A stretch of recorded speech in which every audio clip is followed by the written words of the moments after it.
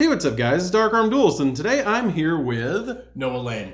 And he's actually going to be profiling his Eldlich deck profile. Yes. And do you have any shout-outs, Noah?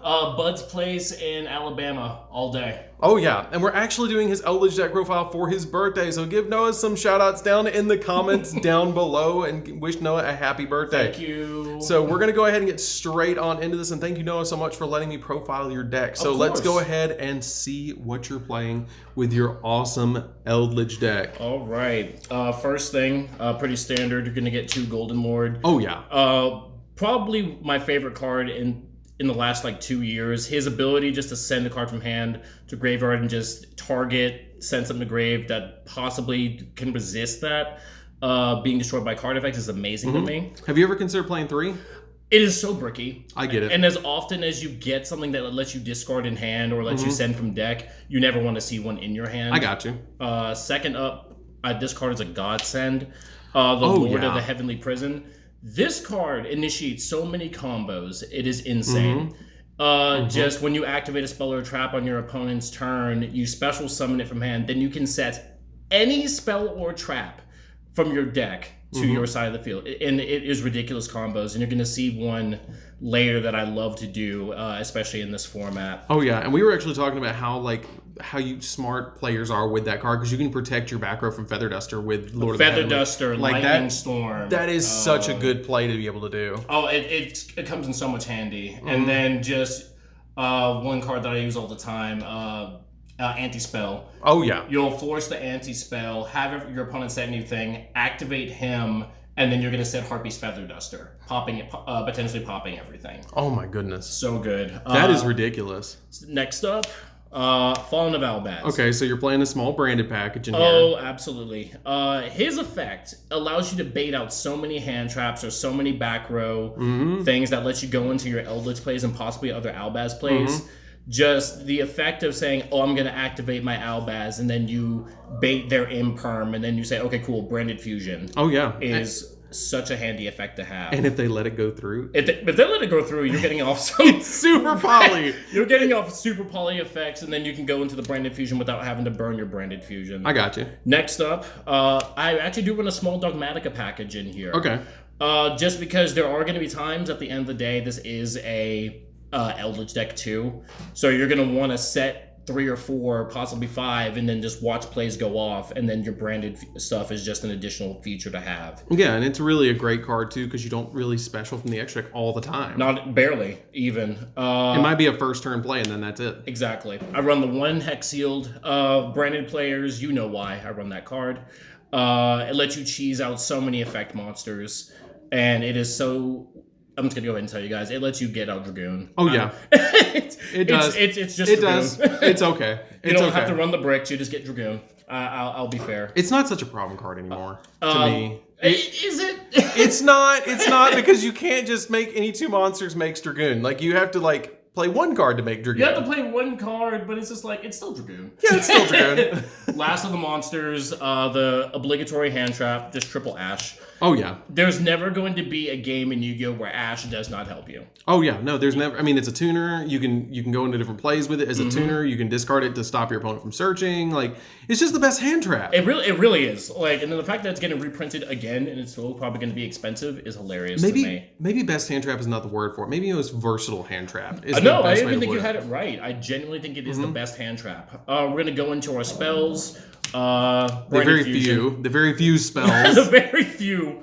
The Branded Fusion. This card is insane. It's a better Red Eyes Fusion because it lets you go into whatever you need at the moment. You can go into your Albion to help you create the Dragoon that I mentioned, or you can use it to get a beat stick that's unaffected by card effects. I love the card with all of my heart. I do run the 2 Pot of Extravagance. Very risky to run. Just 2? Just 2. Because with running Eldlich and with running Albaz, you kind of need an extra deck.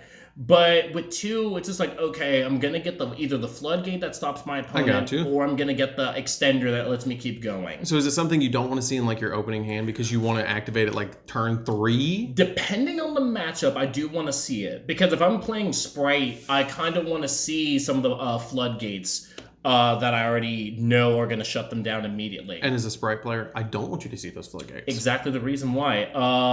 The Nadir Servant. Just one? It's only at 1. Yeah. No, it's at 2. It's at 2, but here's the thing. If you activate this, you can't spell summon from extra deck. Yeah. I'm searching the one Ecclesia, and then or I can search Albaz that I can't use the effect this turn. Yeah, I guess it's just you really only need one. Plus, I do this, and then you'll send Intis to the grave, and then you'll to pop something, and then go Ecclesia to get your search. I got you. Harpy's Feather Duster. I don't care what anyone says. Back row is a problem, especially with this format. Everyone's going to try to stop Sprite. So this card alone can stop your adventure package. It stops Mystic Mine for those types of play. Goodness. Thank goodness it stops Mystic Mine. And then it just, even helps in the Eldritch Mirror match. Yeah, and something you were bringing up to me about that Nadir too is you can set it with Lord of the Heavenly Prison. Exactly. That was something that you mentioned earlier about that when I was looking through the deck. Next up, we get into my favorite part of the deck, the traps. Oh boy. We get the 3 Sanguine. Oh, there we go. Oh, this card. This card is the whole This card. You can just activate it end phase of your opponent, get your Golden Boy, banish it to get either a DD Crow or a non-target pop.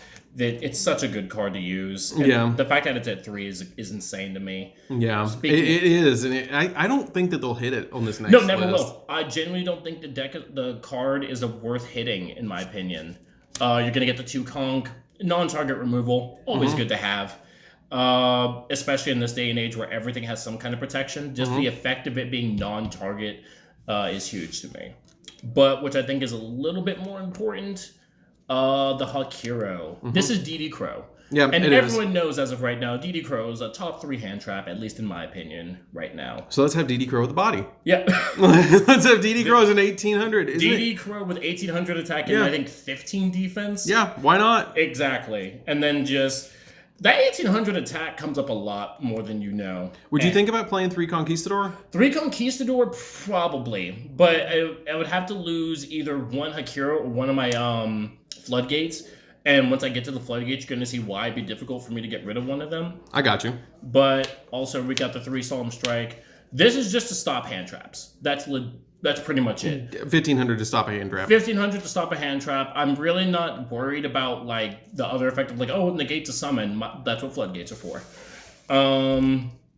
Last up for one of the regular traps that I use, we have to finish off the Dogmatica package, the Punishment. Oh, this is a small Dogmatica engine. It's like 4 cards. Yeah, exactly. It's my 1 Ecclesia, 1 Nadir, 2 Punishment. Okay. Would you ever consider dropping 1 Punishment for like a Huakero? I would, but this is, I target a card, send Intis, you get a double pop instead of a single pop. And I can do that twice. I got you. But now... Just curious. The best part of the deck. I know the viewers are thinking it. I know they're thinking it. The Floodgates. Oh, boy. Oh, there it is. When I saw that Konami brought that to 3 off the ban list. Oh, there it is. There's the skill drain at 3. My immediate response was, ELDLICH is coming back. Oh, yeah. ELDLICH is making a comeback. I'm really looking at Konami like, y'all really brought this back to 3. Why? To 3. Yeah, and see, I just picked up 3 ultis of this. Like, whatever matchup you're going against, except maybe an Eldritch Mirror match, this card hurts your opponent. Oh, yeah. Especially in this monster-heavy, like, format. Exactly. Like, everybody's maining Dark Ruler no more now, and so why not main Eldritch? Speaking of Dark Ruler no more, Anti-spell. No spells. I'm not worried about your Mystic Mine or your Dark Ruler no more or your Lightning Storm or your big adventure package that you're trying to do. You're not even worried about Runic. This card straight up says you're going to wait a turn. Yeah. And then I'm possibly going to pop it with the Harpy's Feather Duster that I set because of Heavenly Prison. The card's so good. It really is. And the thing is about this card too is they pretty much confirmed that it's not going to get hit because they just reprinted it. They just reprinted it. Another one though that is very near and dear to my heart is Summon Limit. Oh yeah. Ladies and gentlemen, two of the newer archetypes are Exceeds decks. This card says your deck does not matter if this card is activated. Sprite says pass turn. Exosister says pass turn. Heck, even tier elements, if they have a decent-ish bad hand, that says pass turn. I might make a gigantic sprite. That's it. Yeah, exactly. Well, no, I can't even use this effect because that would be my 2 specials. Yeah. I couldn't even do it. No, this card shuts down my deck. I'm siding in back row hate.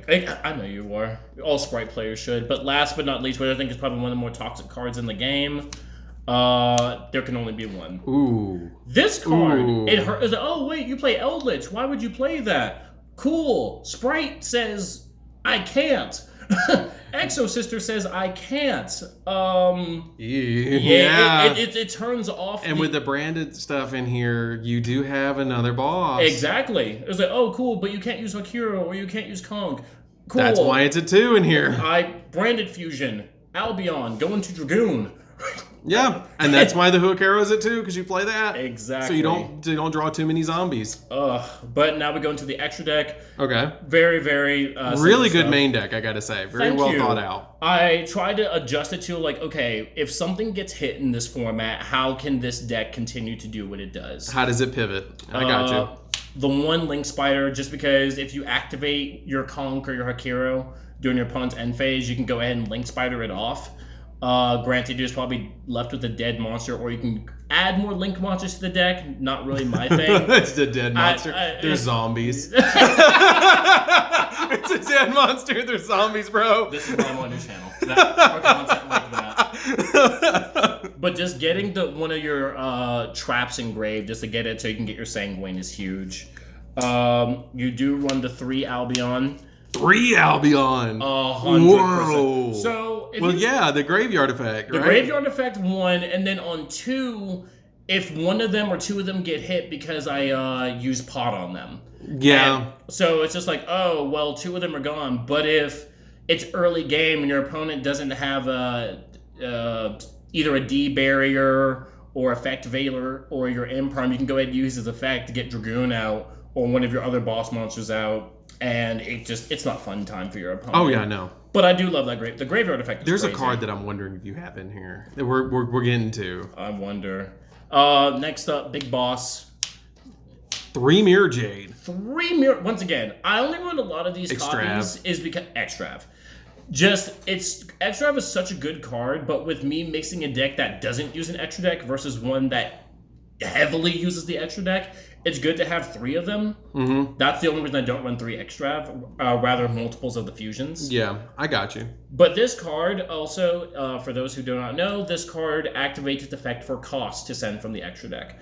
That can go off on a lot of plays. So if skill drain's on field, you use his effect and say, okay, cool, I'll pay cost. Send Albion to the graveyard just to get, set your branded fusion. Okay. It's a really good combo I love to use.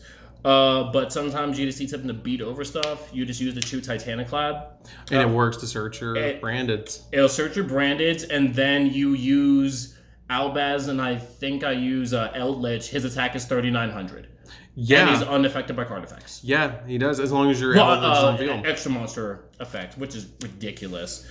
And if he dies, you can just go ahead and get your Albaz, or you can get Ecclesia, depending on whatever the situation includes. I do play one of him. Lubellion, okay. The Lubellion, simply because he's a good recycler, and his effect is just like the others. However, I do only like the one because he's so iffy every now and then. I'll barely go into him, but he's always good just to have. I got you. I do play the triple Intis for reasons. Oh, yeah, so you can send it to grave because you got cards like Nadir. You've got all sorts of stuff in this deck to get rid of it. The 1 Nadir and the 2 Punishment along with her is so fun to have. And it's just like, wait, how are you going to special summon from extra deck? I'm like, I run Eldlich. Yeah, you run Eldlich. Why do you need to? I kill everything. Yeah. Yeah. And then it's just like, so by mid-game, I have 2 or 3 back rows on the field. Mm-hmm. I've killed multiple monsters. I have a boss monster out on field. This is just a way to ensure that last-minute jolt that the opponent tries to do. I got you. Last fusion monster. 1 Dragoon. 1 Dragoon. The one card in 2020 where I said Konami has lost their minds when they made this card. I still think that this card is one of the best cards ever printed. Oh, easy. To this day. To this day. I still love it. Oh, no, have you thought about running the Red Eyes Fusion engine in the deck? I'm like, I have no room.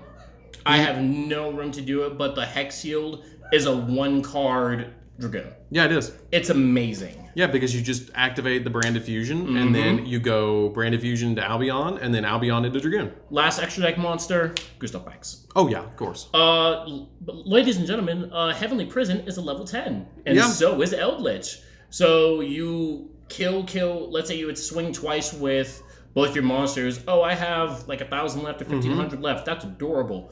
That's game. Yeah. This is the... Forget Cowboy for game, bro. Exactly, Cowboy for game. We're going to hit you with 2,000 for game. We got a cannon, bro. Forget the Cowboy. You brought a gun to a cannon fight. Yeah. This is the side deck. Everyone said, you need to change some stuff up. I'm like, I mean, the Floodgates do a decent job of stopping everything, but this is just in case. The Triple Dark Ruler no more. My Sprite says no thank you. Exactly. Sprite says no thank you. So does Exorcister. So does so many rogue decks, believe it or not, that make these giant boards. And this card says, I'm going to have fun playing the game. Synchron says no thank you. How about my Black Wings? They go, please don't. Next up, we have the Triple D barrier. Now see, I'm surprised you're not maining those. I'm not maining them because, like, the Floodgates straight up just say, I'm not going to let you either summon them or their effects do not matter. You're not getting there. You're not getting...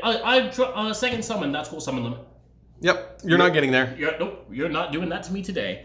D-Barrier is just in case I'm running a deck that's heavy pop like mine, and this is like, hey, I'm going to pop your back row, I'm going to pop your thing and banish this. This is say, I need to buy more time.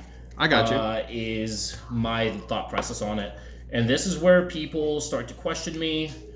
Triple Imperm. They're like... Siding it, as opposed to maining it. Floodgates if the Floodgates do their job, you do not need Imperm. I got you.